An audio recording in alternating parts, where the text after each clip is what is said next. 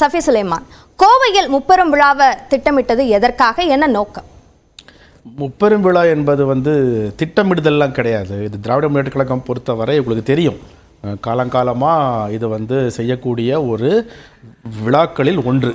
அதிலும் முக்கியமாக இப்போ கோவையை முதல்வர்கள் அங்கே ஒரு பெரும் விழா நடத்தணும் என்று நினைத்தது மிகப்பெரிய மகிழ்ச்சிக்குரிய விஷயம். காரணம், தொடர்ந்து வெற்றி. நம்ம முதல்வர்கள் கழகத் தலைவராக பொறுப்பேற்றதிலிருந்து தொடர்ந்து வெற்றி. இந்த தொடர் வெற்றியின் நீட்சி அடுத்த நீங்கள் இப்போ தலைப்பில் போட்டிருக்க மாதிரி விக்கிரவாண்டி தேர்தலும் வருகிறது. ஸோ பெரும்பிழா என்பது இது புதிதல்ல, நமக்கு தெரியும். ஒவ்வொரு வருடமும் திராவிட முன்னேற்ற கழகம் செய்யக்கூடியது தான். அதே தான் இப்போ திராவிட முன்னேற்ற கழகம் கோயம்புத்தூர்லையும் அந்த இப்போ முதலமைச்சர் வெளியிட்ட அந்த அறிக்கையிலேயுமே அவர் குறிப்பிட்டிருக்கக்கூடிய ஒரு விஷயம், மேற்கு மண்டலம் தங்கள் பட்டாநிலம் போல சொல்லிட்டு இருந்தாங்க, ஆனா அங்க இந்த வெற்றி மூலமாக திமுக கையில தான் இந்த தொகுதிகள் இருக்கு அப்படின்றத உணர்த்துகிறோம் அப்படின்னு சொல்லியிருக்காங்க. சோ இதன் மூலமா அடிப்படையா புரிஞ்சுக்க வேண்டிய விஷயம் அதுவா தானே இருக்கு. இல்ல, இது முப்பெரும் விழா தான் சொன்னேன். முப்பெரும் விழால 3 விஷயங்கள் சேர்ந்து தான் செய்யக்கூடிய விழா. அதுல ஒன்று இந்த வெற்றியின் கொண்டாட்டம் தான் தலைவர் சொல்லியிருக்கிறாரு. தலைவர் சொல்லிருக்கிற வெற்றியின் கொண்டாட்டம்னா முக்கியமாக கொண்டாடப்பட வேண்டிய இடம் எதுங்கிறதுக்கு இல்லையா?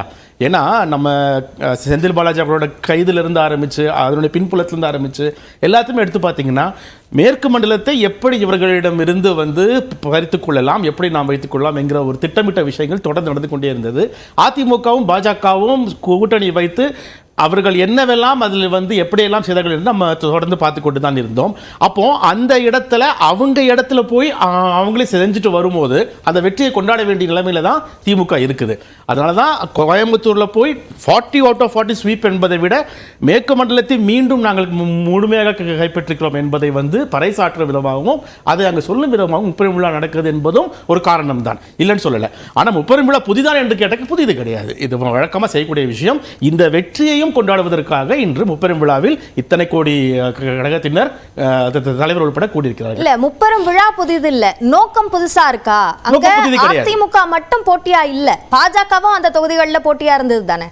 நிச்சயமா. இது என்ன சொல்றது, அதிமுக என்பது நமக்கு காலங்காலமாக இருந்த ஒரு ஆப்போசிஷன்.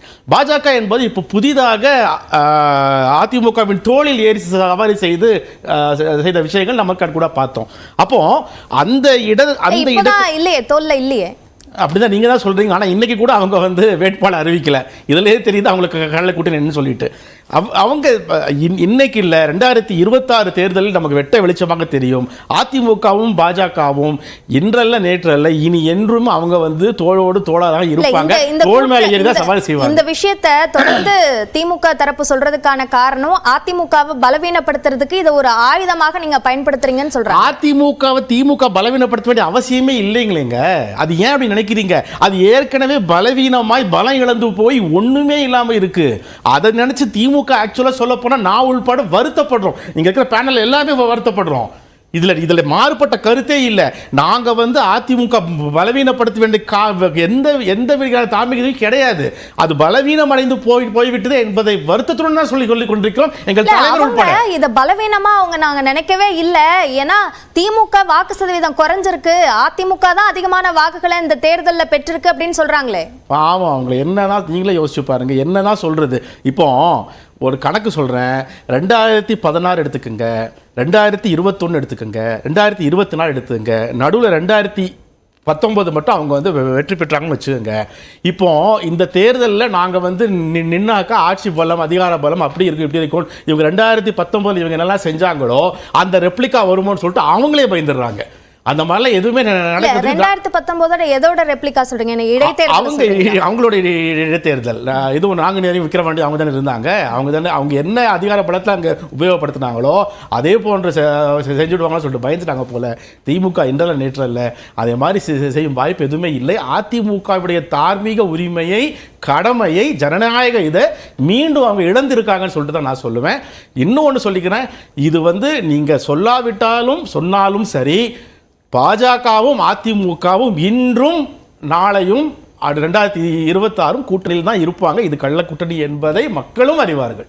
இல்ல அந்த கூட்டணி சார்ந்த விஷயம் நம்ம வருவோம். அந்த இடைத்தேர்தல் பத்தி நம்ம பேசும்போது வருவோம்.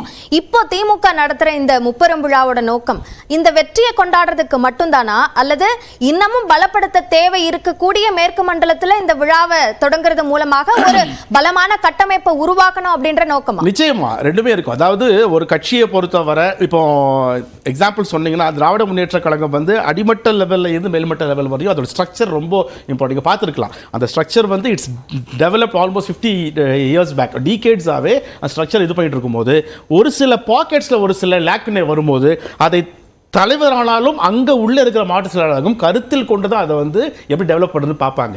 அப்போ இந்த தேர்தலில் நாம் சாதிச்சிருக்கிறது தொடர்ந்து நீட்சி பெறணும், அப்படி தானே? இப்போ உதாரணமாக இப்போ 40 எடுத்திருக்கோம், கோவை மண்டலத்திலையும் மேற்கு மண்டலத்திலும் நம்ம வந்து ஜெயிச்சிருக்கோம். பட் தட் ஷுட் ரீடைன் இல்லையா? அது அது அது வந்து ரீடைன் ஆகணுங்கிறது அதுவாகவே ரீடைன் ஆயிடாதோ, நம்ம இன்னும் கூடுதல் கவனம் செலுத்த வேண்டிய தேவை இருக்குன்னு திமுக நினைக்கல. இல்ல லெட் மீ கம்ப்ளீட். அப்போ அது ரீடைன் ஆகிறதுக்கு 3 விஷயத்தை செய்யணும். ஒன்று, மக்கள் கிட்ட வந்து புரிய வைக்கணும், நாங்கள் வந்து உங்களை விட்டு தரவில்லை, மக்களும் எங்களை விட்டு தரவில்லை. திமுகவிற்கும் திமுகவோட ஆட்சிக்கும் திமுக திராவிட அரசுக்கும் மக்கள் இன்றும் அதை வந்து இது பண்ணிட்டு இருக்காங்க. they are happy with what the governance is doing. அதை வந்து காமிக்கணும். ரெண்டாவது, 2026 என்பது 2024 போலவே எளிதாகவும் இருக்கும், அதே நேரத்தில் மக்களுடைய ஆதரவு என்றும் இருக்கும்ங்கிற பறைசாற்றுக்காக தான் இந்த இதுவும் சொல்லிட்டு சொல்லலாம். சரி, ஓகே. திரு பொங்கலூர் மணிகண்டன், இப்ப அதிமுகவை நாங்க பலவீனப்படுத்த தேவையில்லை, ஏற்கனவே பலவீனமா தான் இருக்காங்க அப்படின்ற விமர்சனத்தை முன்வைக்கிறார் திரு சஃபி சுலைமான். உங்க பதில் என்ன? திமுக என்னவோ தொடர்ந்து 3-4-5 முறை இந்த நாட்டில் தமிழ்நாட்டில் மிகப்பெரிய வெற்றியை பெற்றதை போலவும் அதிமுக தொடர்ந்து தோல்வி தழுவி விட்டது போலவும் திமுக துள்ளி குதிச்சு ஆடுறாங்க. நீங்க ஒண்ணு இல்ல, 3 ஆண்டுகள் ஆச்சு திமுக ஆட்சி வந்து, என்ன பெரிய வெற்றி பெற்றாங்க? 3% வாக்குல வெற்றி பெற்ற திமுக இவ்வளவு ஆட்டம் போடுறாங்க. இதே திமுக செம்மொழி மாநாடு நடத்தி கோவையில மொத்த குடும்பத்தையும் மேலே ஏற்றி என்னாச்சுன்னு பாருங்க. இதே மாதிரி அன்னைக்கு வந்து திரு கருணாநிதிக்கு வாரிசாக ஸ்டாலின் அறிவிக்க வேண்டும், அதுக்காக செம்மொழி மாநாடு. இப்ப அதே மாதிரிதான் இது அடுத்து உதயநிதியை துணை முதலமைச்சர் ஆக்கி அடுத்த கட்டத்தை கொண்டு வர வேண்டும் என்பதற்காக மாநாடு. இதை தாண்டி திமுக தமிழ்நாட்டில் செய்த நன்மை என்ன பட்டியலிட்டு சொல்லுங்க. நீங்க ஒரு வெற்றியை பெற்றதன் காரணமாகவே மக்கள் அங்கீகாரம் அல்ல. உண்மை சொன்னால் இந்த தேர்தல் மோடிக்கு எதிரான தேர்தல். பிரதமர் யார் என்று வருகிற போது மோடி வேண்டாம் என்ற ஒரு நிலை, மோடி வேண்டும் என்ற ஒரு அணி, இந்த 2 இடையில் மாட்டிக்கொண்டு அதிமுக பட்ட சிரமங்களால் இந்த வெற்றியாய் பிறந்த ஒழிய திமுகவுக்கு மக்கள் விரும்பி வாக்களிக்கவில்லை என்பதுதான் உண்மை. அப்படின்னா அதிமுக தரப்புல இருந்து ஏன் திமுகவிற்கு எதிரான பிரச்சாரங்கள் மட்டுமே தேர்தல் களத்துல முன்வைக்கப்பட்டது? மேடம், தமிழ்நாட்டை பொறுத்தவரையில் திமுக தான் வாழ்நாள் எதிரி அதிமுகவுக்கு. ஒருபோதும் திமுகவை அதிமுக ஆதரிக்காது, கூட்டணி அமைக்காது. இப்ப நீங்க பாஜகவுக்கு கள்ள கூட்டணி சொல்றாரு திமுக நண்பர், நான் கேட்கிறேன், பாஜகவோடு தமிழ்நாட்டில் கூட்டணி வைக்காத கட்சி எதுங்க? காங்கிரஸ் கட்சியை தவிர அனைத்து கட்சியுமே கூட்டு வச்சிருக்குது. காங்கிரஸ் கூட ஒரு முறை அத்வானி இருக்கிற போது மறைமுக கூட்டணி வச்சு மத்தியில் ஆட்சி பண்டாரங்கள் பரதேசிகள் என்று பாஜக விமர்சனம் செய்த திமுக கூட்டு வச்சு ஆட்சியில் இடம்பெறலையா? மத்திய அமைச்சரவை சுமிக்கலையா? ஒரு முறை கூட மத்தியில அமைச்சரவையில அதிமுக இடம்பெறவே இல்லைங்க. ஆனால் மொத்த அமைச்சரவையும் இடம்பெற்றுக் கொண்டு பதவி சுயத்தை அனுமதித்த திமுக ஏதோ பாஜகவோடு சேர்ந்து மிகப்பெரிய தவறு மாதிரி பேசிட்டே வர்றது ஆச்சரியமா இருக்குங்க. இப்ப கள்ள கூட்டணி இந்த மாதிரி வார்த்தைகளை பயன்படுத்துவதை திமுக முதல்ல தவிர்க்க வேண்டுங்க. ஏன்னா அரசியலில் நிரந்தர நண்பனும் இல்லை பகையும் இல்லைன்னு எல்லாரும் பேசினாங்க. இப்ப நீங்க ஒண்ணு இல்ல, கோவை ராமநாதன் திமுக பொதுக்குள்ள இந்த வார்த்தை பேசிய போது திரு கருணாநிதி அவர்களை அவருடைய சட்டம் போட்டு அமர வச்சு பாஜகவோடு ஏன் கூட்டு வச்சு தெரியுமா? எனக்கு ஜெயலலிதா என்ன முடிவெடுத்தாங்களோ அதுக்கு எதிரான முடிவெடுப்பு தான் எங்களுடைய நோக்கம் அறிவிச்சாங்க.